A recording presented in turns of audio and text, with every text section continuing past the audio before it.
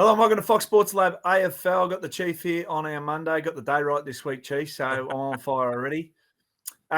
Look, got to go back to Thursday night. So Port Adelaide made it 11 in a row. Kenny's just got them in autopilot at the moment. But I want to focus on Geelong. So they pulled Geelong apart. They took care of Stewart. So they're doing a lot right to dismantle Geelong. So a lot of sides will tune into that one. But they're only a game out of the 8. And long season, so we can see their next 4 games, Melbourne, Sydney, North and the Bombers. So you'd expect them to pick a few up along the way. But just tell me exactly where you got Geelong at right now, because I'm a little confused on where they sit.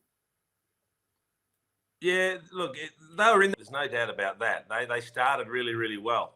But Port are the form team of the competition, so got hold of them in the end. They used McEntee to do a job on Stewart, which worked really well. And they've just got so many good players that are flying at the moment. It was impossible for Geelong to hold them out. But I think with all the games they've got at GMHBA Stadium, plus some of the lower teams still to play. I know they got Melbourne this week, but then they've got Sydney, North, and the Bombers, which I would expect them to win those 3. I think they're going to get back in the mix, and I still think they can make the finals. Well, but they might make the finals, but is their best any good? Or was last year their big hurrah? Because even... I don't think they're going to reach the heights of last year. So they can make the finals, but not do damage once they get there. Okay, all right. Now, the Giants, though, they showed Fremantle a clean set of heels, and Fremantle just continued their winning ways, or I should say losing ways. They've won one first quarter in 17 first quarters. So they are the worst starting side we've ever seen. They're done now, aren't they? Can you stick a fork in Fremantle? You can put a line right through Fremantle. They were hideous on the weekend. That was a deplorable effort. They just got smacked. Those first quarters, it's become ridiculous now. They're a laughing stock until quarter time. But then they didn't adjust, or they couldn't find an effort after quarter time. That's what got me. I just thought the overall performance smacked of a team that's not going anywhere at the moment. Maybe they bluffed us a bit last year. What about, so from 1 to 14, we've got a game on our hands in terms of the top 8. So the Giants fall into that category. He's got them playing the old tsunami back with a little bit of fairy dust, as you call it, of Richmond style. Do they have what it takes to make the finals this year, the Giants? He's doing. He has got them playing well. And they're starting to kill teams on turnovers to get that real quick rebound going, which suits them. They've got some skilled players up forward, and as long as Toby Green keeps playing the way he's playing, they've got to be a finals chance. So I think he's doing a really good job, Adam Kingsley. And I've got to touch on the Tigers of old, because Koch played his 300th and it was a celebration. They won against the Saints, but Dusty back to 35 plus, which he hasn't done for 4 years. And then you got the likes of Koch went forward, did what he had to do, but was back up in the midfield. The Tigers of old, in a way, McQualter's got them playing in the best positions once again, but not a lot's changed.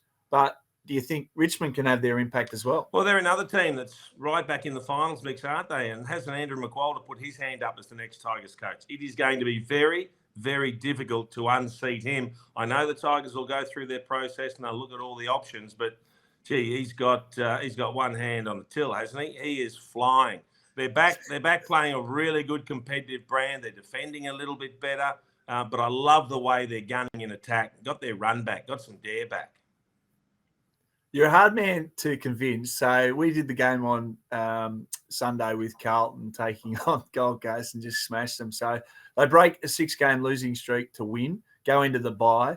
Is that the turning point? Did you see enough from Carlton to say, okay, now they're a chance to get themselves back in this fight for the final? Saw a lot from Carlton in that second quarter, Dicko. A 9-0-0 term.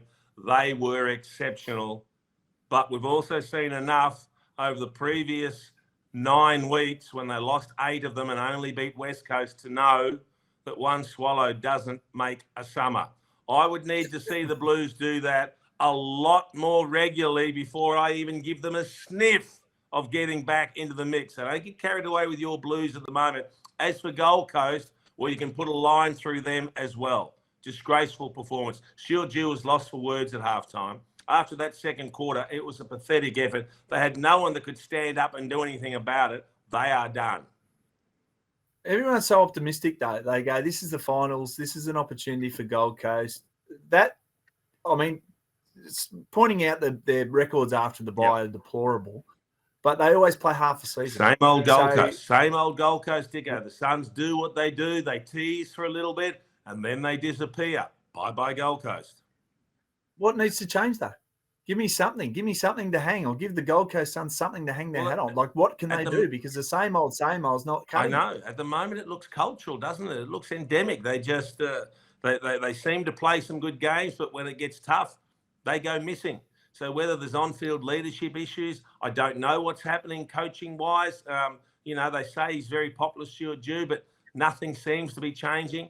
Is it just the location that's just an impossible place to actually engender a strong football culture? I don't know, but they've got severe issues, and nothing looks to be going right for them now in terms of heading towards the finals. I'm glad you just put your chief hat back on and just pulled that club apart in its entirety. So you've just given them a framework of how to review their whole footy club, which is good. No, I haven't. They need some help.